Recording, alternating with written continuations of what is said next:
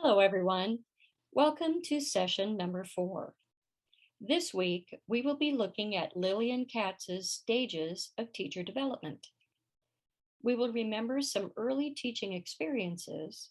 We'll talk about the California Career Ladder that will be introduced, and we will also be looking at the environmental rating scale systems as you get ready to write a paper about the tool itself, the ERS tool, and discuss the use of assessments in your paper on supervision of other adults. The environmental rating scale is a group of assessment tools used to evaluate childhood environments provided at preschool, family child cares, and school-age childhood environments. Now, many of you are familiar with this tool, but please indulge me as I explain this for folks that are not familiar with them. This system includes 4 different rating tools and a comprehensive guidebook that supports the tool. The tools are age and environment specific and should only be used in the proper environment. Questions asked within the tool are specific and therefore not subject to a lot of individual perception. Now, some of you, as I said, may be familiar with this tool. You may already be using it in your work. To others, this is a brand new idea and you have never heard of ECRS before. You will be watching a film this week, which will make ECRS very clear. And for those of you who are familiar with the tool, I hope you will find this film a welcome review. I must say that the additions of the tool I have pictured here and the ones you will see in the film are different. The ones in the film are behind the version that's pictured here, and there is still even another newer version. California spent a lot of money several years ago buying many copies of the second edition of this tool, the one I have pictured. I can tell you that, for example, the California Early Childhood Mentor Program does not require use of the latest version. It's called the ECRS 3. Because we can't afford to buy brand new copies of this and give them to 104 colleges and all the people that would be required to have one. So mentors and coordinators use the second edition. If you are using the third edition of this tool where you work, it's not really that different. The scoring is exactly the same, and so you will practice using the second edition in this course, but you will be able to use the third edition very easily then as well too. The third edition adds some math and a STEM section and some teacher-child interaction. That's the difference. But other than that, they're the same. Now let's look at Lillian Katz's chart of teacher development. You will find this in Module 4. We can relate to one area or another. Read the chart with an open mind and try to get a good sense of where you are in your own development. Are you in the survival stage? Are the daily demands of teaching in a classroom draining your energy? Do you sometimes feel like you or the class is out of control? Are you blaming others for that instead of taking a good look at yourself and recognizing the skills that you might need to build in order to be more successful? It's okay to be in that stage. That is where we all start. What's not okay is to ignore the help that you need. It's important at that stage to connect with other teachers, maybe even co-teach before trying to take on a whole class by yourself. If you get thrown in the deep end, which sometimes happens, and you have to take over a class when you don't feel ready, reach out to a mentor. You could even contact the California Mentor Program and ask for professional mentoring free of charge. However you choose to do it, reach for the help that you need. You will benefit, and so will the children that you serve. And that goes for directors as well.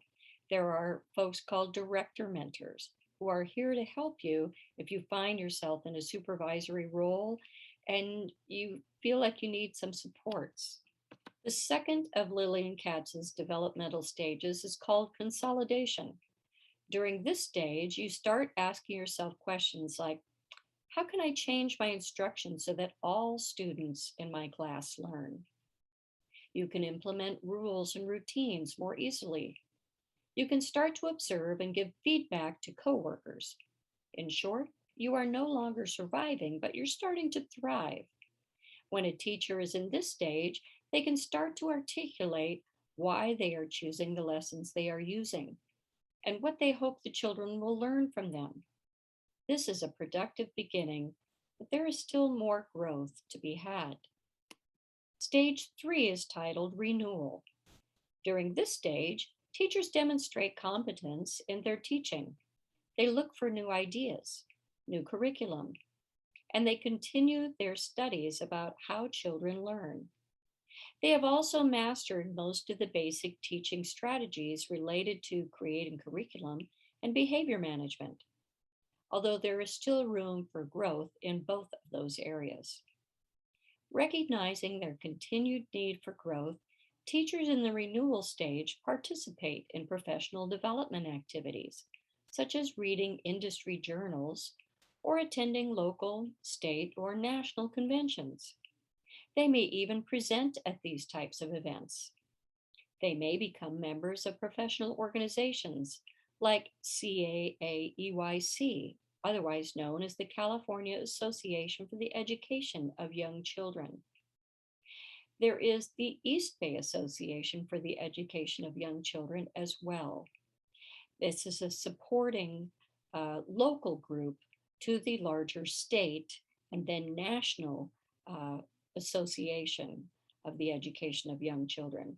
If any of you are interested in becoming members of the East Bay Association for the Education of Young Children, please let me know.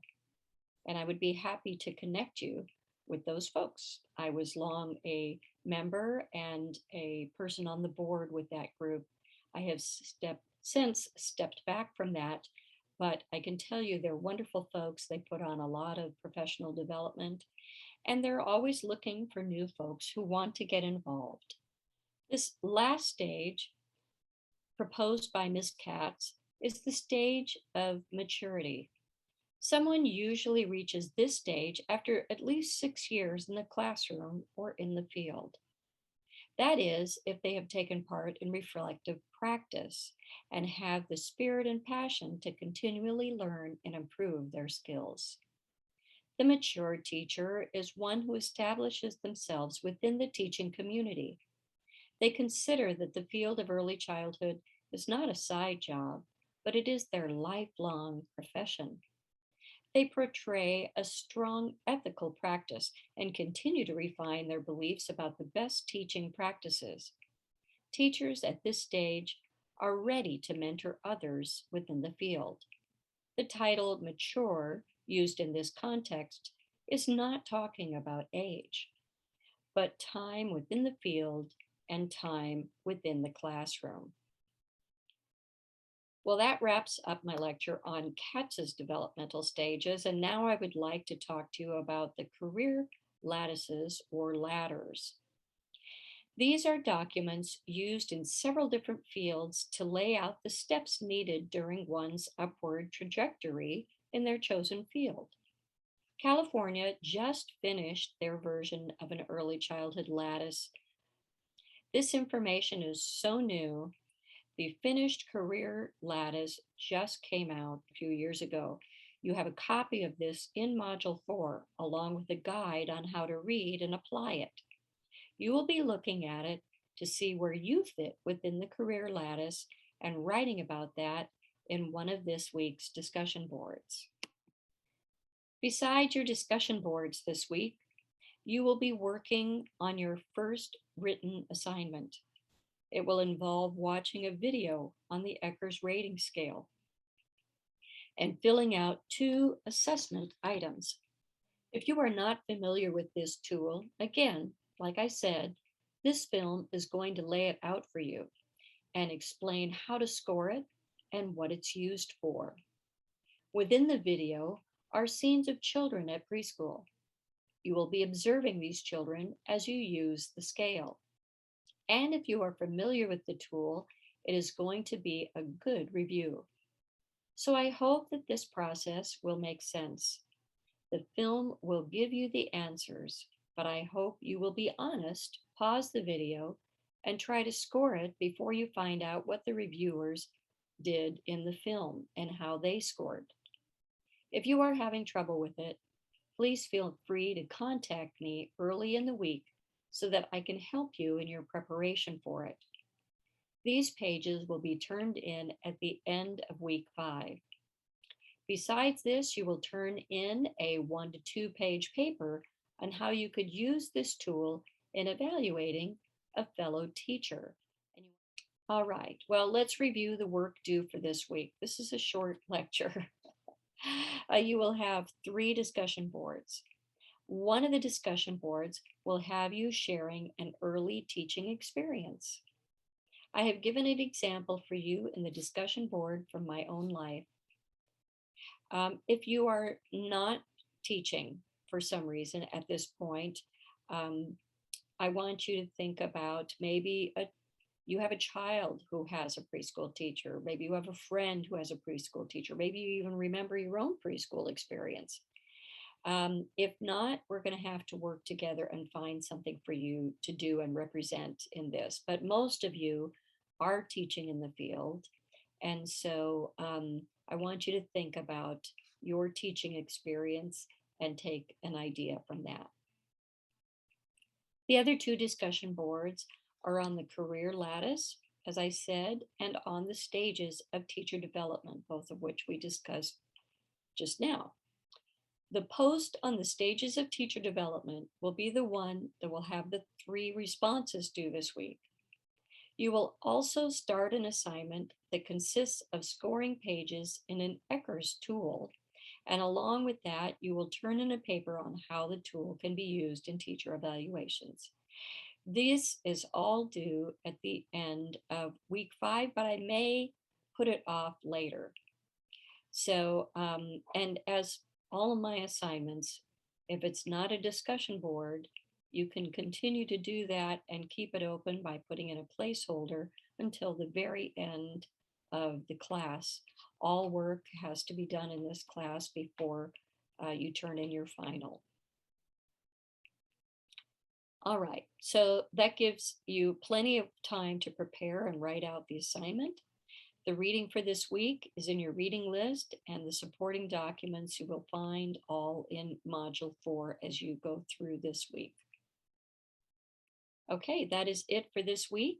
If you have questions about the reading or what your assignments are, please either call me at my home number, which I've given you several times, or email me through the inbox in Canvas. And I will say hello at the end and wish you a very wonderful week. If you have any questions, please call me. Thank you and goodbye.